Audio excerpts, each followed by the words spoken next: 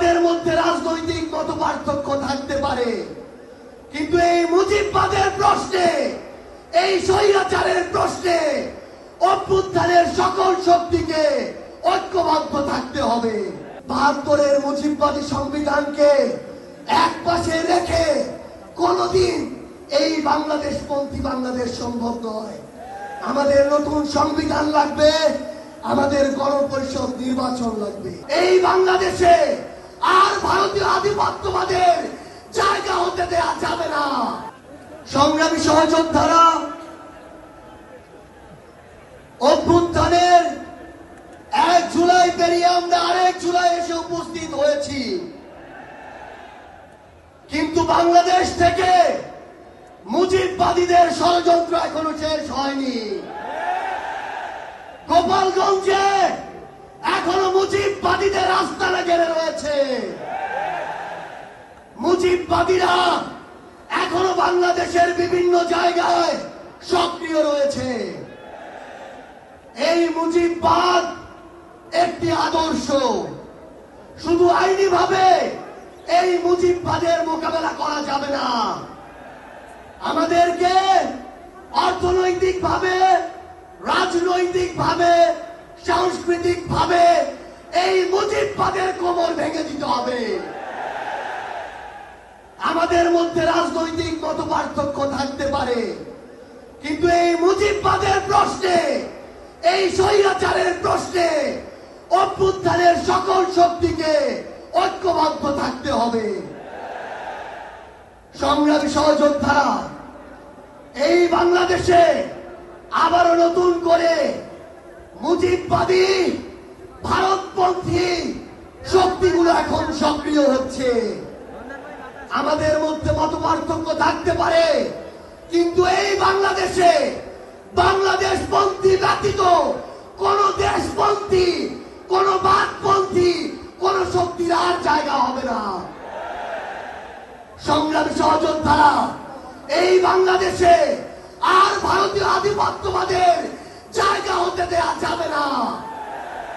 অন্য যে কোনো দেশের নামের কোন আধিপত্যবাদের জায়গা এই বাংলাদেশে হতে দেয়া যাবে না।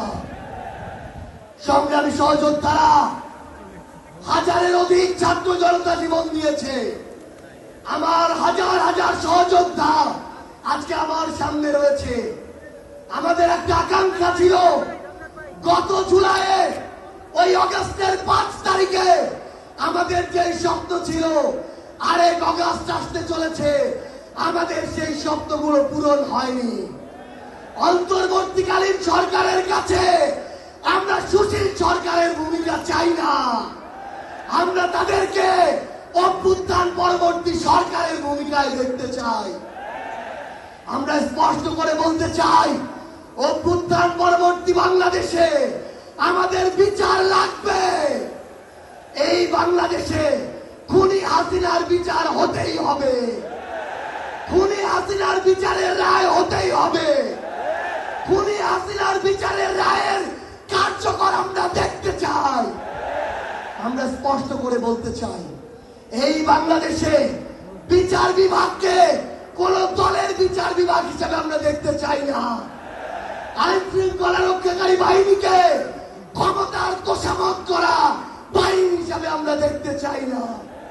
আমরা স্পষ্ট করে আপনাদেরকে বলি, ৭২-এর মুজিববাদী সংবিধানকে এক পাশে রেখে কোনদিন এই বাংলাদেশপন্থী বাংলাদেশ সম্ভব নয়।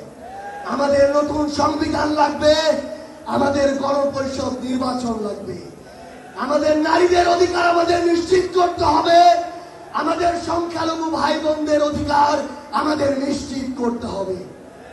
আমরা 1947 সালের উপনিবেশ বিরোধী যে আকাঙ্ক্ষা, ৭১-এর স্বাধীনতার যে আকাঙ্ক্ষা, 24-এর মুক্তির যে আকাঙ্ক্ষা, সেই আকাঙ্ক্ষাকে ধারণ করে ঐক্যবদ্ধভাবে আমাদের আগামীর বাংলাদেশ গড়তে হবে। আমরা স্পষ্ট করে সর্বশেষ একটি কথা বলে যাই, ফ্যাসিস্ট বিরোধী 24-এর শক্তি আমাদের ঐক্যবদ্ধ থাকতে হবে। For more updates, follow us on Facebook, subscribe our YouTube channel, get the latest update on www daily-sun.com.